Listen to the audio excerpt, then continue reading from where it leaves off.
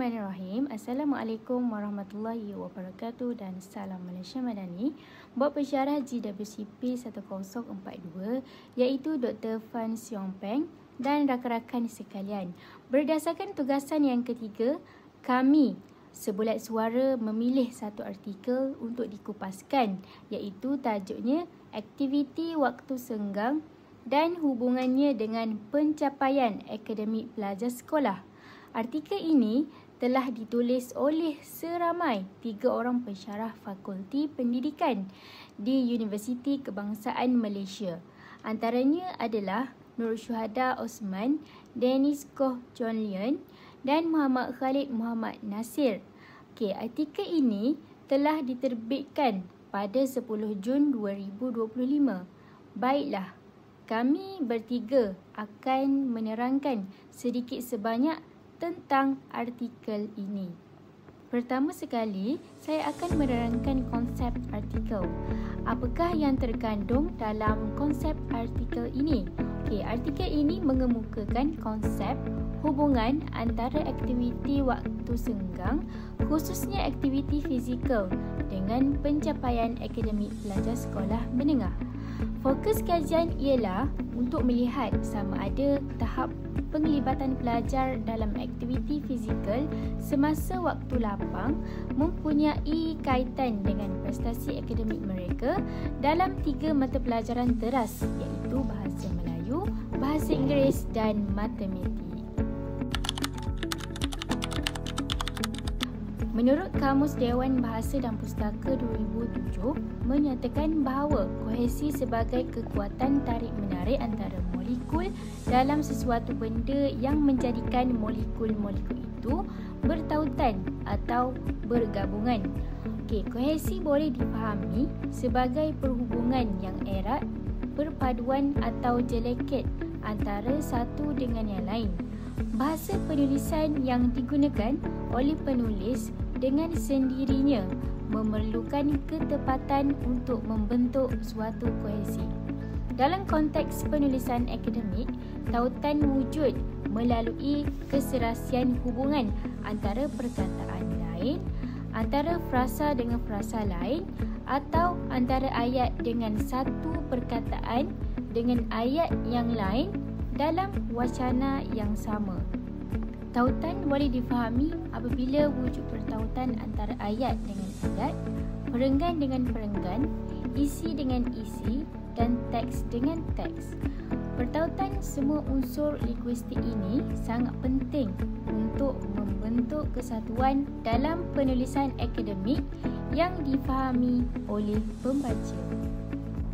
Dalam artikel yang saya rujuk ini, terdapat beberapa ayat kohesif yang dapat digunakan untuk menyampaikan maklumat dengan jelas dan menghubungkan idea-idea yang berbeza. Contoh ayat yang digunakan adalah seperti berikut.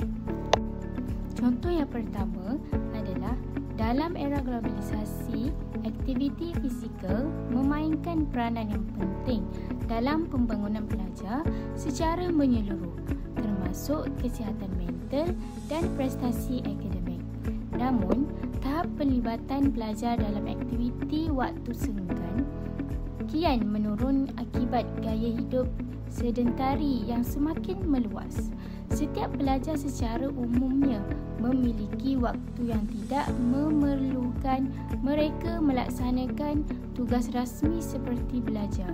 Sebenarnya ayat ini menggunakan kata hubung namun untuk menghubungkan idea yang berbeza iaitu aktiviti fizikal penting untuk pembangunan pelajar dalam kesihatan mental dan prestasi akademik, akan tetapi aktiviti waktu senggang kian menurun akibat gaya hidup yang berbeza dalam kalangan pelajar.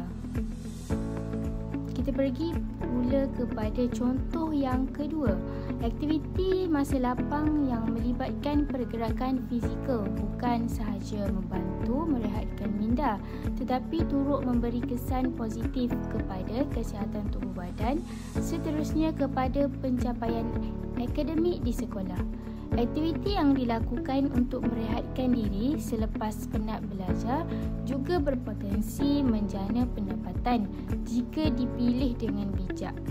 Ayat ini menggunakan kata hubung seterusnya dalam satu ayat untuk menggabungkan idea yang berbeza, iaitu aktiviti waktu lapang membantu merehatkan minda dan juga memberikan kesan positif kepada kesihatan tubuh serta pencapaian akademik di sekolah. Seterusnya, saya akan terangkan hasil leksikal dari segi pengulangan, sinonim, hiponim dan kolokasi. Yang pertama adalah pengulangan, iaitu pengulangan perkataan secara penuh tanpa memberikan sebarang perubahan sama ada bunyi atau maksudnya. Pengulangan boleh dalam bentuk bunyi, suku kata atau perkataan yang dianggap penting untuk memberi penekanan dalam sebuah konteks yang sesuai. Contoh yang terdapat dalam petikan adalah aktiviti fizikal memainkan peranan penting dalam pembangunan pelajar secara menyeluruh, termasuk kesihatan mental dan prestasi akademik. Sebaliknya, aktiviti pasif seperti menonton televisyen jika dilakukan secara berlebihan tanpa diimbangi dengan aktiviti fizikal boleh memberi kesan buruk kepada kesihatan tubuh badan dan meningkatkan risiko penyakit. Jika ini, aktiviti fizikal diulang sebanyak 2 kali.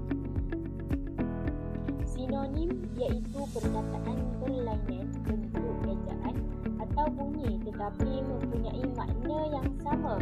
Contohnya prestasi akademik dan pencapaian akademik. Kedua-dua istilah merujuk kepada kejayaan pelajar dalam bidang pendidikan. Selain itu, mengurangkan masalah salah laku dan membantu membentuk remaja dan tahap aktiviti fizikal pelajar. Istilah remaja dan pelajar digunakan merujuk kepada kumpulan umur yang sama dalam konteks sekolah. Hiponim pula merujuk suatu perkataan yang memberi makna kepada suatu perkataan lain daripada khusus kepada umum. Contohnya, dalam kajian ini, pencapaian akademik pelajar diukur berdasarkan 3 subjek utama, iaitu bahasa Melayu, bahasa Inggeris dan matematik. Seterusnya, kolokasi iaitu hubungan kedudukan atau kewujudan antara satu perkataan dengan yang lain dalam satu susunan. Pengulangan yang melibatkan penggunaan sekumpulan perkataan yang saling berkait dengan sesuatu idea, topik, situasi atau konteks. Contoh pertama, hubungan antara aktiviti fizikal, waktu senggang dan pencapaian akademik. Dan contoh kedua, aktiviti fizikal dapat meningkatkan daya tumpuan pelajar.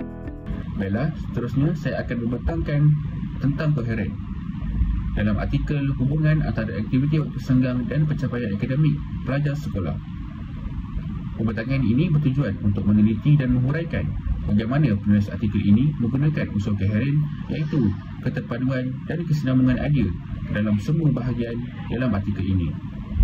Koheren merupakan salah satu aspek yang sangat penting dalam penulisan ilmiah. Tanpa koheren, sebuah teks boleh menjadi kaku, terputus-putus dan sukar difahami. Dengan adanya koheren, setiap ayat dan perenggan saling berkaitan secara logik, menjadikan penulisan lebih tersusun, jelas, mudah diikuti oleh pembaca. Baiklah, sebelum kita pergi lebih jauh, mari kita fahami dahulu maksud sebenar koheren. Menurut Kamus Dewan edisi keempat, koheren bermaksud berhubung, bersangkut paut atau mempunyai pertalian antara satu sama lain. Dalam konteks penulisan akademik, koheren bermaksud hubungan yang padu dan logik antara ayat, idea dan perenggan dalam sesebuah teks. Dengan erti kata lain, setiap idea baharu mestilah bersangkut paut dengan idea sebelumnya, sama ada melalui hubungan sebab dan akibat, perbandingan, tambahan, penegasan atau kesimpulan. Penulisan yang koheren membuatkan pembaca dapat menelusuri jalan pemikiran penulis dengan mudah, seolah-olah dibimbing langkah demi langkah daripada permulaan hingga ke akhir penulisan. Seterusnya, saya akan menjelaskan 3 ciri utama koheren yang digunakan oleh penulis dalam artikel ini. Yang pertama ialah kesatuan tema. Setiap perenggan dan ayat mesti berpaut pada satu topik utama. Dalam artikel ini, tema utamanya ialah hubungan antara aktiviti fizikal atau masa senggang dengan pencapaian akademik pelajar. Semua isi dalam artikel ini berpusing di sekitar tema ini tanpa menyimpang ke topik yang lain. Kedua ialah aliran logik. Ini bermaksud idea disusun mengikut urutan yang masuk akal, sama dari umum kepada khusus, dari teori kepada bukti, atau dari masalah kepada penyelesaian. Susunan seperti ini membantu pembaca memahami perkembangan hujah dengan jelas. Yang ketiga ialah penggunaan penanda wacana. Ini termasuklah penggunaan kata hubung seperti namun, oleh itu, selain itu, sebaliknya, sampai itu, dan seterusnya. Kata-kata ini penting kerana ia menjadi jambatan antara ayat dan perenggan. Dalam artikel ini, penulis menggunakannya secara aktif untuk memastikan kesinambungan ayat yang baik. Baiklah, seterusnya kita beralih kepada koheren. Beberapa koheren yang saya telah kenal pasti dalam penulisan ini, iaitu kita bermasuk ke bahagian abstrak. Bahagian ini bermula dengan pengenalan kepada masalah kajian, iaitu penulis menulis kecemerlangan pelajar dalam bidang akademik seringkali mendapat perhatian lebih berbanding dengan pelibatan pelajar dalam aktiviti sukan dan kokurikulum di sekolah. Ayat ini berperanan memperkenalkan isu utama kajian dan menjadi asas kepada keseluruhan artikel ini. Penulis kemudian menggunakan penanda wacana namun untuk memperkenalkan kontras. Namun, tahap pelibatan pelajar dalam aktiviti waktu senggang kian menurun akibat gaya hidup sedentari. Peralihan ini menunjukkan hubungan sebab dan akibat di mana penulis menekankan kepentingan aktiviti fizikal yang semakin terjejas. Seterusnya, penulis menulis kajian ini bertujuan untuk mengenal pasti hubungan antara aktiviti waktu senggang dan pencapaian akademik pelajar sekolah. Ayat ini menghubungkan masalah dengan tujuan kajian dan menunjukkan aliran logik dari isu kepada objektif. Apabila menjelaskan kaedah kajian, penulis pula menyatakan dalam kajian ini soal selidik physical activity questionnaire procedure PFQC digunakan untuk mengukur tahap aktiviti fizikal pelajar. Penanda dalam kajian ini menunjukkan peralihan yang jelas dan teratur kepada bahagian metodologi. Ini ialah ciri peralihan perenggan yang baik. Akhirnya, abstrak ini ditutup dengan ayat, oleh itu, kajian ini membuka ruang untuk meneroka faktor-faktor lain yang mempengaruhi pencapaian akademik pelajar. Penanda oleh itu menandakan kesimpulan logik dan penghubung semula kepada masalah asal, menjadikan abstrak ini sangat koheren dari permulaan hinggalah ke penutup. Seterusnya, kita berpindah kepada bahagian pengenalan, di mana saya dapati bahagian ini mempunyai koheren yang sangat tinggi kerana penulis berjaya menyusun isi daripada idea umum kepada khusus dengan menggunakan pelbagai penanda wacana. Baik, pengenalan ini bermula dengan ayat, dalam era globalisasi, aktiviti fizikal memainkan peranan penting dalam pembangunan pelajar secara menyeluruh, termasuk kesihatan mental dan prestasi akademik. Ayat ini memperkenalkan konteks umum. Kemudian, penulis menulis, namun, tahap pelibatan pelajar dalam aktiviti waktu senggang kian menurun akibat gaya hidup sedentari yang semakin meluas. Penanda namun menunjukkan kontras logik yang menghubungkan idea penting antara kepentingan aktiviti fizikal dan realiti penurunan pelibatan. Seterusnya, penulis pula menulis berbagai faktor yang mempengaruhi aktiviti pelajar. Ayatnya berbunyi, faktor-faktor seperti latar belakang keluarga, lokasi tempat tinggal dan pendapatan juga mempengaruhi jenis aktiviti masa lapang yang dipilih oleh remaja. Seterusnya, ia diikuti oleh kesan yang logik, di mana penulis menulis aktiviti yang berfaedah pada masa lapang berpotensi mengurangkan masalah salah laku dan membantu membentuk remaja menjadi remaja yang matang. Peralihan ini menunjukkan hubungan sebab dan akibat yang merupakan asas utama kepada koheren. Kemudian, penulis memasukkan definisi akademik dengan rujukan. Waktu senggang didefinisikan secara berbeza oleh cendekiawan, namun kebanyakan bersetuju bahawa ia merujuk kepada waktu yang tidak dihabiskan untuk tugas rasmi.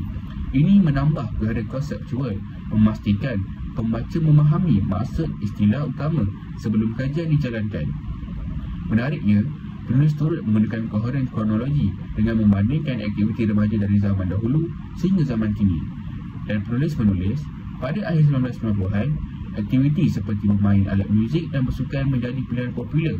Namun, pada abad ke-21, penggunaan laman sosial seperti Facebook telah mengubah corak aktiviti masa lapang remaja. Perbandingan ini menunjukkan perkembangan masa dan perubahan tingkah laku yang menandakan kesinambungan logik dan masa yang jelas.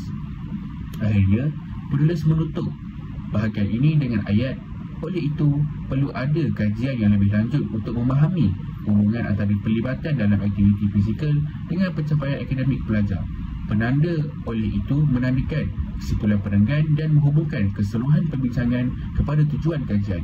Keseluruhannya, bahagian pengenalan ini memperlihatkan kesatuan tema, penanda wacana yang jelas, struktur yang logik dan rujukan yang berkesinambungan. Baiklah, Assalamualaikum warahmatullahi wabarakatuh. Nama saya Muizzuddin. Baik, hari ini saya akan menjelaskan tentang kejelasan dalam penulisan akademik. Kejelasan ayat merupakan elemen yang sangat penting untuk menarik perhatian pembaca terhadap penulisan.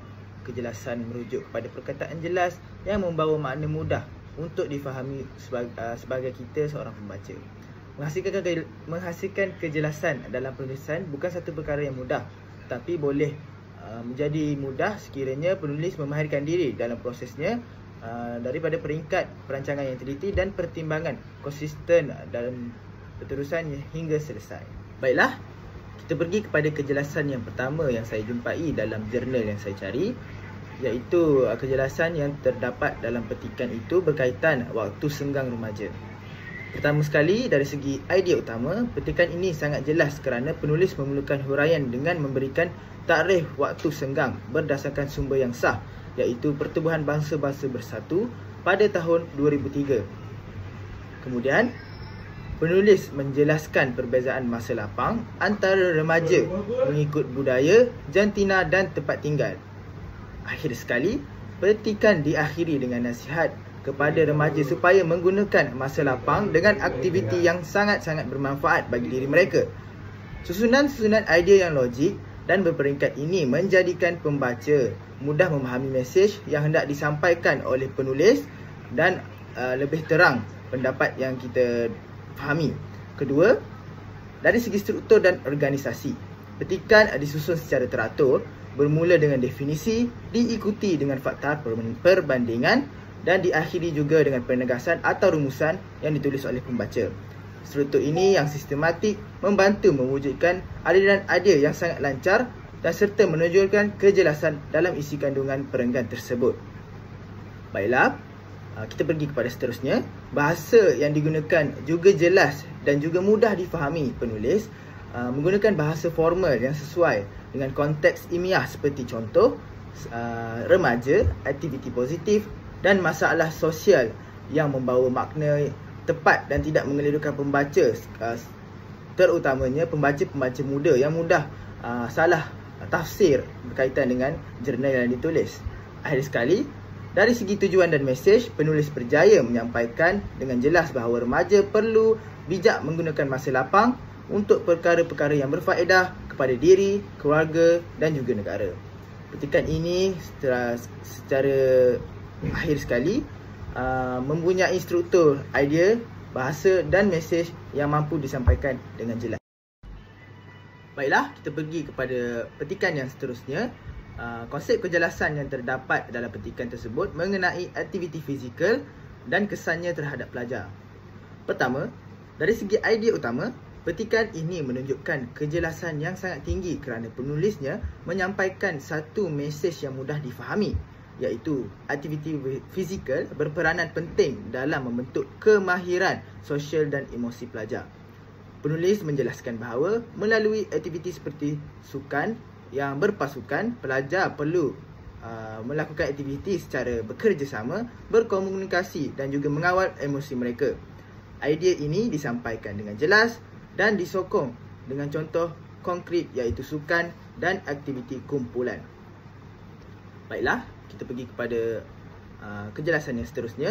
Dari segi struktur dan organisasi, petikan disusun secara teratur, bermula dengan huraian tentang hubungan antara aktiviti fizikal dan kemahiran sosial. diikuti dengan kesannya terhadap kepimpinan dan keyakinan diri, dan akhirnya diperkuatkan lagi dengan pandangan daripada Singh et al. 2012 yang menegaskan bahawa kesan positif ini berterusan dalam jangka masa yang panjang. Susunan yang terancang ini membantu pembaca seperti saya memahami aliran idea dengan sangat mudah. Seterusnya, dari segi bahasa dan penggunaan istilah, penulis menggunakan bahasa formal dan jelas seperti kemahiran sosial, kepimpinan, kepercayaan diri dan juga kesejahteraan sosial yang mampu memberi kejelasan yang kukuh dari segi kefahaman kepada pembaca. Akhir sekali, dari segi tujuan dan mesej, penulis berjaya menjelaskan dengan terang bahawa aktiviti fizikal bukan sekadar memberi manfaat kepada tubuh badan, tetapi juga turut menyumbang kepada pengembangan emosi sosial dan akademik pelajar, baik dalam jangka masa panjang ataupun dalam jangka masa yang singkat. Jelaslah di sini bahawa aktiviti ini dapat diterangkan secara jelas oleh penulis jurnal tersebut. Baiklah, sudah sampai kita ke petikan yang terakhir. Di sini, petikan ini memberikan konsep kejelasan berkaitan dengan pengaruh sokongan sosial dan aktiviti fizikal terhadap pencapaian dalam akademik pelajar. Pertama, dari segi idea utama, petikan ini menunjukkan kejelasan yang baik kerana penulis dengan jelas menyatakan bahawa sokongan sosial dan aktiviti fizikal memainkan peranan penting terhadap penglibatan serta prestasi akademik pelajar. Petikan ini menggabungkan hasil kajian daripada dua sumber, iaitu kajian oleh Ahmad Tarmizi dan Nur Shakila 2023 serta kajian oleh Donnelly dan Lambourne 2009 bagi menyokong hujah dengan bukti yang sangat-sangat kukuh. Baiklah, kita pergi kepada seterusnya. Dari segi struktur dan organisasi, petikan ini disusun dengan teratur. Kemudiannya dimulakan dengan penjelasan tentang kurangnya sokongan sosial sebagai faktor yang menghalang pelajar daripada bersukan. Kemudian, penulis memperkenalkan kajian lain yang menunjukkan kesan positif terhadap fizikal dan pencapaian akademik pelajar. Akhirnya, penulis menghuraikan secara saintifik bagaimana aktiviti fizikal tersebut meningkatkan fungsi otak melalui peningkatan aliran darah, oksigen dan juga nutrien dalam tubuh pelajar. Susunan yang sistematik ini membantu pembaca untuk memahami hubungan antara kebaikan-kebaikan dan akibat dengan lebih jelas. Seterusnya, dari segi bahasa dan istilah, penulis menggunakan bahasa yang sangat-sangat formal, padat dan tepat. Istilah seperti sokongan sosial, keupayaan kognitif, daya ingatan dan juga pemprosesan maklumat digunakan dengan betul dalam konteks akademik, menjadikan penjelasan mudah difahami dan juga berwibawa sebagai seorang pelajar yang cemerlang.